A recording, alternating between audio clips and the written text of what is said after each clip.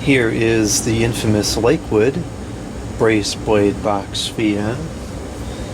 This is the model number 200, and this is a DR, but that's not the model number. I don't know what that is. Anyways, this is, in my opinion, the most underrated box fan Lakewood made. I think this is a fantastic box fan. This moves an insane amount of air, and it's pretty lightweight, but yet still sturdy and well made. It does have the last of the McMillian motors. This is the one I was mentioning earlier in the week when I recorded that fan. This is the one with the smaller vents, and this was the last of the McMillian motors to be used before they went to the smaller PSC one. There's the informations. Still rated at 2.1 amps. So I'm not really sure what the difference is other than the outer shell looking this way. And this particular instance is not in the best condition. It definitely has some issues with the guard, but other than that, it's actually not bad. The front guard is pretty presentable. In fact, it's quite presentable. There's really no broken slats or anything. And the cabinet's in good condition too. Okay, I guess this is in better condition than I thought it was.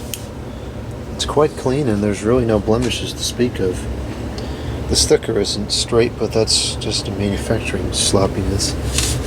I don't know if these were made in China by now, or if these are still made in America at this point. I don't think it underscores where it was made. Say it says patent pending on the blades.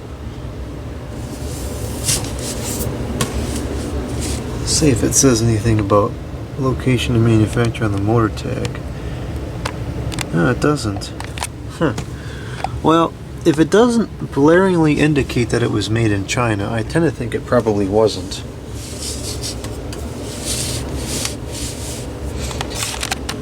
Now, of course, putting the brace on the blades, it's kind of ridiculous, because that means the blades are so stinking thin that it needs the brace there to not fold under the resistance. But if the brace being there makes it not fold, then okay, you know, whatever, it's not that bad. It's a pretty aerodynamic blade shape, and it seems to throw quite a bit of air. So if they have to brace it to make it not break, or not break, but, you know, cave under resistance, then so be it. Here's the plug. It's not the detachable kind. Oh, what's with that plug? Huh. I don't think it was like that originally. I don't know why that's all screwed up there, but it's a polarized plug, no fuse or whatever. I'll go ahead and plug this in now.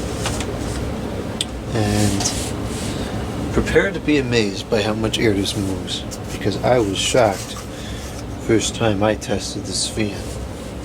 We'll start up on low.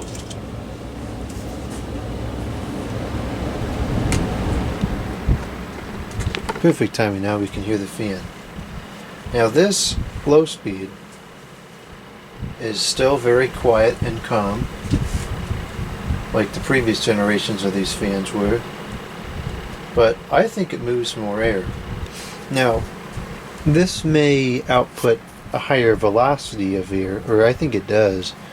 I'm not so sure that it puts out the same volume of air.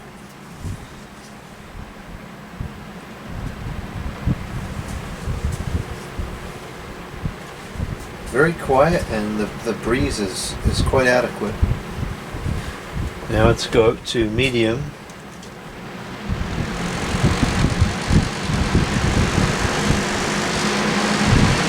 Okay, it's having some kind of problem. It's probably the back guard is, something's loose here. I don't know what it is. It's the back guard.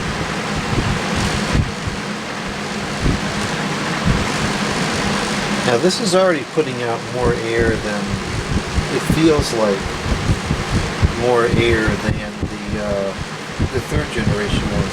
To me, this kind of feels like the third generation one's on high. It's really quite strong. Now we're going to go to uncharted territory on high, and I think I'm going to have to hold it because it may topple over. Yeah, it's going right over. But this is just insane amount of air this is putting on. This is definitely more air than the second generation. I mean, not the second generation, the third generation fans. And while I tend to think that the third generation fans probably have a better air volume that's moved, this definitely puts out a higher velocity. You know, standing right in front of it, the amount of air coming out of this fan is insane.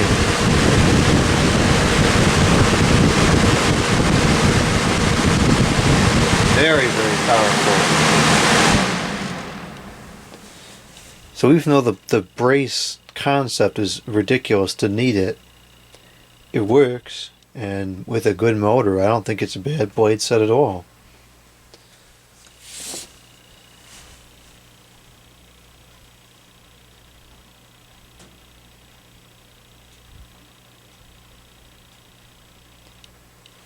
I guess it has a significant balance issue. Didn't feel like it was that out of balance when it was running, but I guess that would explain why it was vibrating.